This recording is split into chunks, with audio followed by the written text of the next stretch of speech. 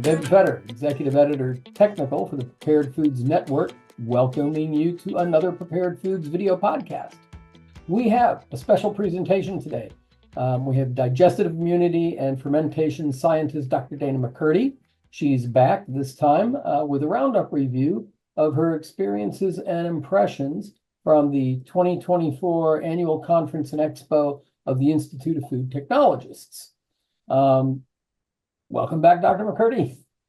Hi, David. Thanks for having me back. First, let me thank you for having agreed to be my eyes and ears at the show. As you know, due to scheduling conflict, I couldn't make it. I understand it was a great show this year, though. So, hey, tell us the highlights of what you experienced there. I mean, IFT never disappoints. So some of the main topics that I actually found to be quite interesting were AI in the food industry. That was a really big hot topic this IFT. And then there's also some discussion of controversy about ultra-processed foods and then our current usage of water in the industry.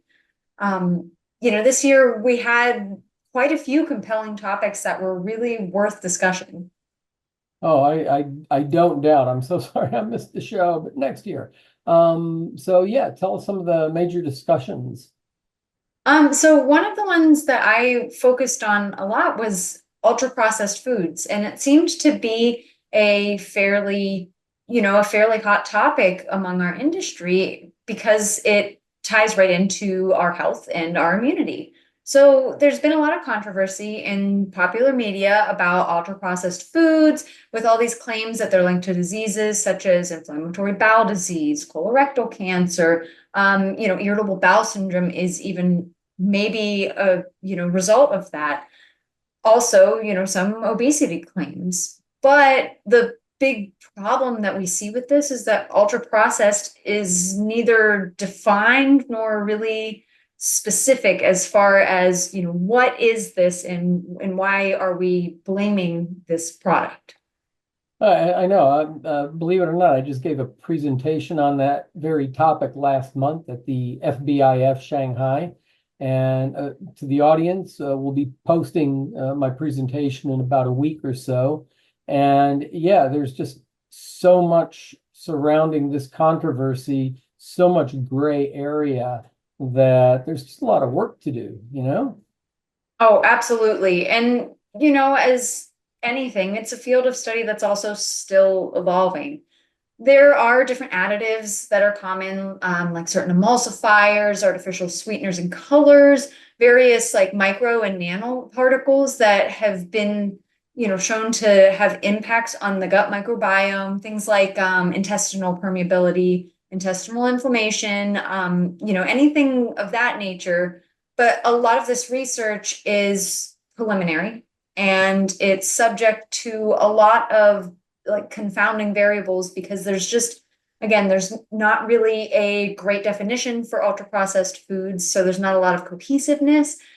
And really what we need is more research to kind of make a comprehensive and well-controlled research environment.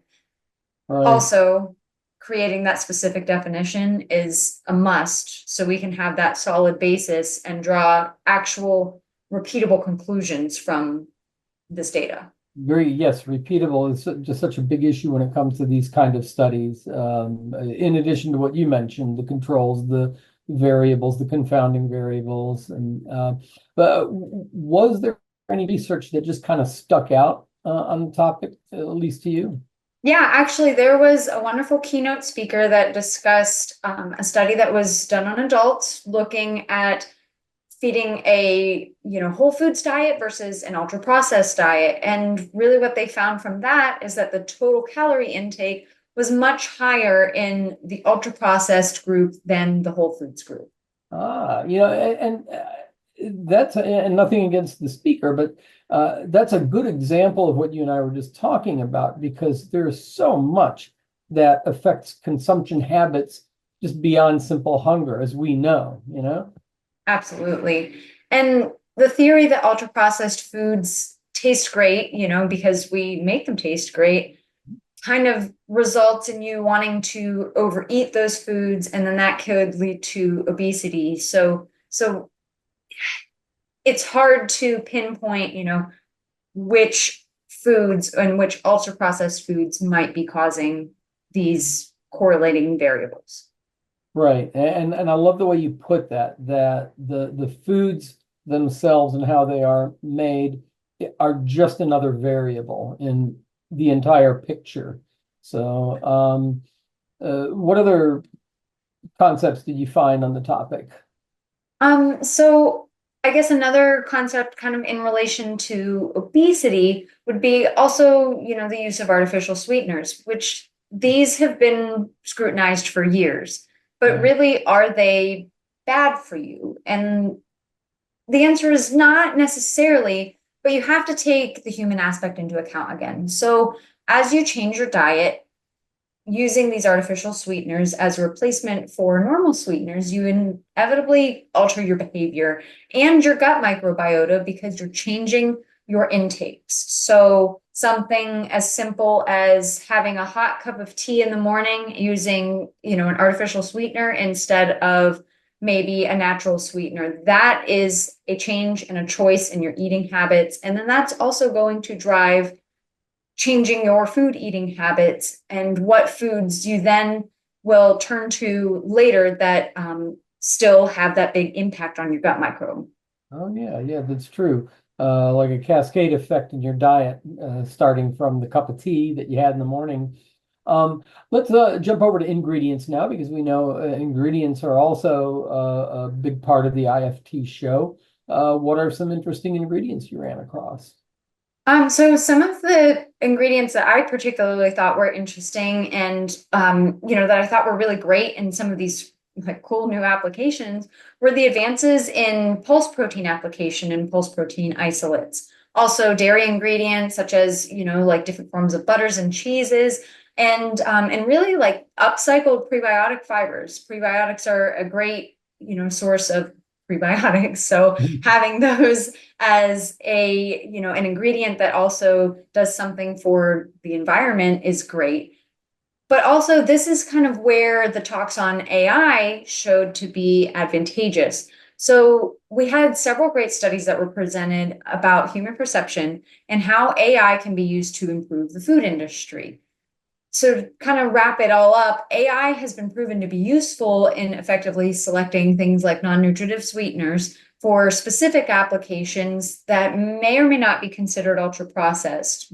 But it, instead of, I guess going beyond the human aspect and replacing people, it just adds an extra layer to that and adds value to this process. So these are, AI programs that are selected and used based on human interactions and human preferences. So they kind of learn human preferences and behavior out of, training.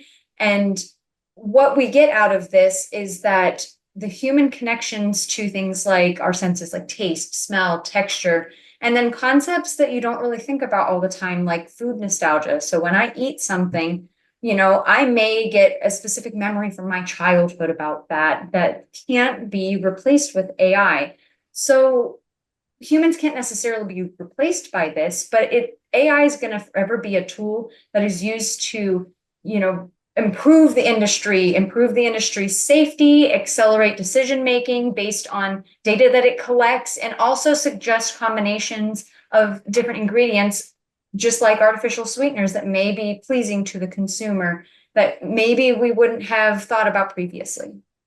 Yeah, as you say, AI is just such a huge topic these days, and as I've been delving into it, what I look at it as is an ability for a computer-driven system to just have its own class of graduate students that will run out and do all this research. Go here, go there, collect this, collect that, and then distill it down. But you're right. There are many aspects that it simply cannot replace the human element. I don't want to leave without our touching on your gut health and digestive immunity background. So, what ingredient systems in that area at the show caught your eye this year? I guess from this conference, I'd say, there were a lot of really great approaches to the prebiotic probiotic combinations. You mean like We, you know, symbiotics? Is that what? yeah, exactly. Symbiotics. So, like we've discussed previously, symbiotics are a prebiotic and a probiotic together in one supplemental form. So, I really enjoyed the prebiotic ingredients from upcycled fiber to, the isolated sources like our common inulin that are still in full swing. But then when those prebiotics are paired with a probiotic, they can be such a powerful tool to improve immunity. And, it's especially applicable for digestive health in children. These combinations can give these kids their best chance at developing and maintaining a healthy gut well into adulthood. That's a trend that I've seen only just kind of start, but really, digestive health for children has so much room to grow, and it is so necessary. So yeah, it's good to see that there's more and more attention being paid in that corner. I know we're out of time. I want to thank you so much. It's always great to have you, and it was great to have you back with us today. I want to thank our audience for joining us. You can find information about the IFT show from other sources and perspectives, and in general, other topics of importance to food and beverage product developers and manufacturers, all at preparedfoods.com. Again, I'm David Fetter, Executive Editor Technical for Prepared Foods Media, and we were with Dr. Dana McCurdy, and we hope you'll join us all next time. Thanks.